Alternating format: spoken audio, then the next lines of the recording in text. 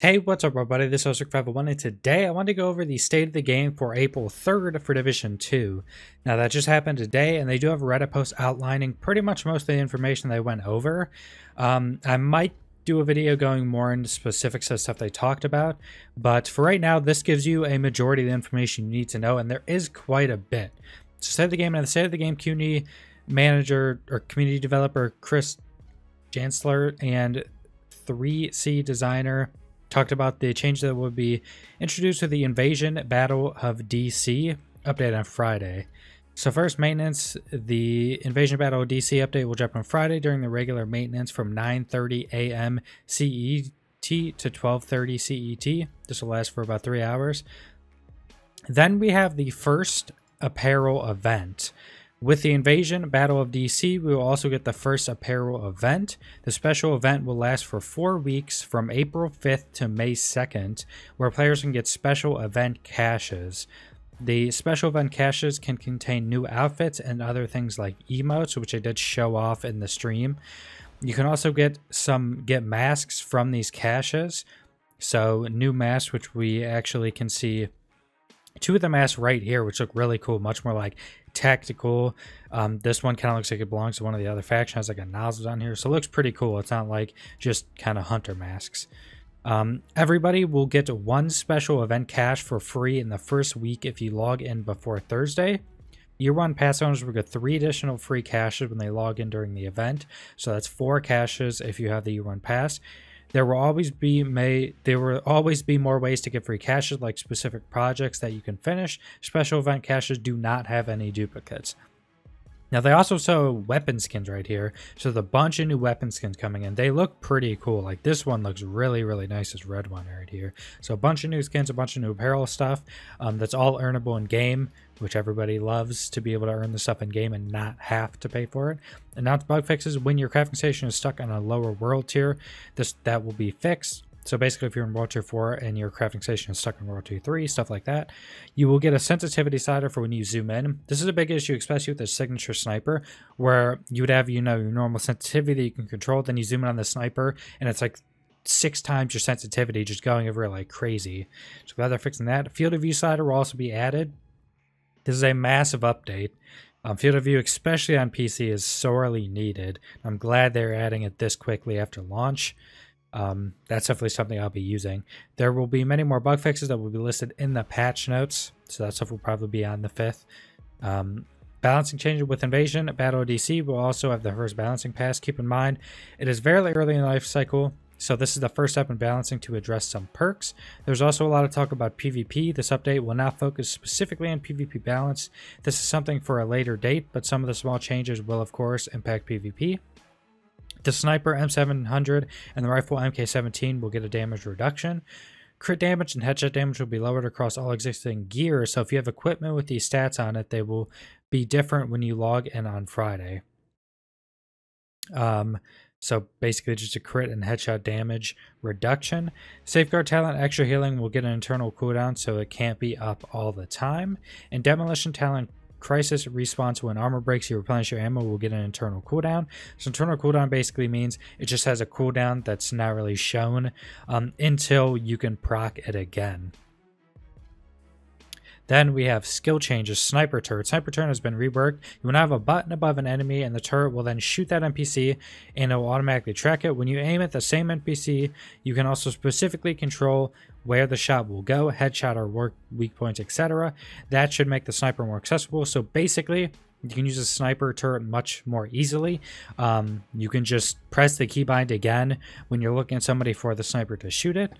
Chem Launcher, the handling of the Chem Launcher has been a bit awkward. Now when you activate the Chem Launcher, it'll activate and you can use it like a weapon until you put it away, which is a very good change. This should also give you more control about the skill. This is a very good change. So basically before, if you press the button for the Chem Launcher, it would just shoot basically where you're looking at that point. If you double click it, it should still drop it at your feet. But now when you use that ability, when you click it normally, it'll be a weapon that you can aim around like a normal weapon. So you should be able to sit and cover normally as well while using it and aiming it and everything like a normal weapon. So now it just won't randomly shoot off somewhere. Firefly aiming mechanism has been reworked so you can mark targets faster. skill mods. Skill mods have been revamped. The bonuses you get from the skill mods correlate now with the amount of skill power required to unlock them.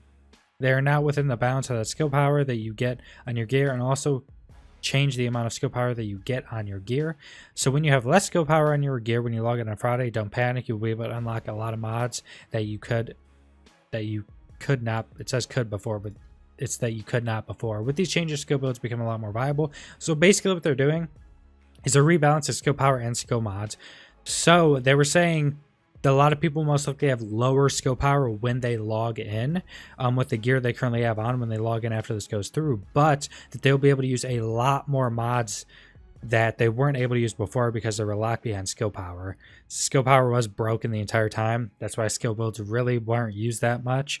But with this change and one of the gear sets being built around using skill abilities, maybe skill abilities will, or skill builds will actually be viable. That's something I'm super excited for. That was one of the things I was most excited for, is making skill builds that, you know, you could just destroy with skills, or be full healer, or you know, like be a full support build or something like that. So it's pretty cool. Hopefully skill builds become a thing.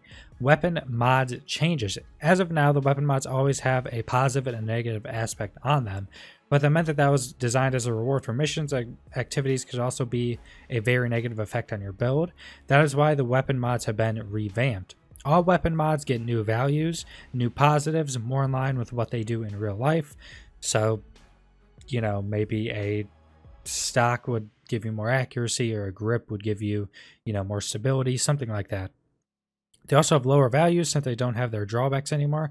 The only time there are negatives now on the weapon mods is when there are multiple mods like magazines. One of them will have higher positive values, but also have some negatives. So basically, say if there's 2 magazines for a weapon that give more rounds in the magazine, maybe one will have 10 rounds in the magazine and no downside, and maybe one will have 30 rounds in the magazine but still have a minus 10% fire rate or something like that. So much more choice, and there's going to be a lot of mods that don't have downsides anymore, so no negatives, which is really good. The mods were kind of frustrating with how they worked.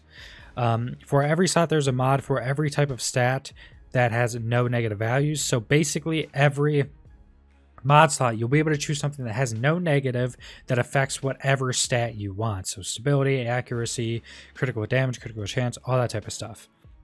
Now you can choose the mods you want to use that should also be more fun. So basically you can build your weapons much more like how you want them. You don't have to always have negatives.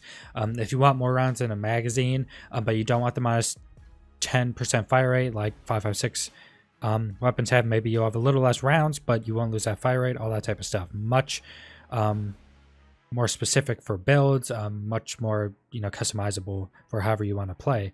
Other changes: Sharpshooter signature weapon has a faster lock-on, so if you had the feeling that you often miss a shot with a signature weapon, this should be addressed. So basically, before, if you would pull out a signature weapon, you have to wait a few seconds before you could actually correctly hit somebody. Now it sounds like it should just work like a normal sniper, which it should have before. The LVOAC, the lightweight M4, the shotgun AA12, and the LMG MG5 got a buff, so all those got a buff. The AA12 was possibly the worst gun in the game, so it's cool that it got a buff, but they still have to do reworks on shotguns, because they did say that there's more reworks coming. This will be extensive. Currently, we have no exact date when they drop. So most likely it would have to be the 5th. So they're basically saying that these patch notes are very extensive. The actual, like, you know, percentages, the actual specifics of all of the balance changes. They don't know what's going to drop. It's clearly going to drop at latest on the 5th. Most likely, I would say that it will be on the 5th or right before the patch actually comes out. So look out for that, all these changes and stuff like that. There are some balance changes, you know, going on. Like, some of the changes don't seem, you know, kind of seem a little bit weird. Safeguard talent, the demolition talent, all that stuff. Critical damage and headshot damage will be lowered, all that stuff. But it's also hard to tell if that stuff would have been overpowered or anything like that, because we are getting World Tour 5, so we all have to re-gear again anyway. And we don't know exactly what the gear sets with, you know, the higher gear score, the higher stats, how all that stuff's going to play out. So before everyone freaks out about some of these nerfs and stuff, which aren't even that big, we don't even know the percentages or anything like that. You keep in mind that we do have to re-gear. There's new stuff coming, so we don't exactly know how everything's going to play out. But anyways, that's pretty much a lot of the stuff they went over. Not all the specifics. I will definitely go over the patch notes when the specific numbers come out. I might go over some of the stuff that they went over in the live stream as well, because they did go in more specifics of stuff. But anyways, subscribe if you want to see more Division 2 content. Leave a like if you liked the video. Leave a comment down below what you think about Division 2 as a whole. What you think about these patch notes. If you're excited for the new update coming on the 5th, I'm super excited. World Tour 5, Tidal Basin, all stuff to be excited about. And thanks for watching.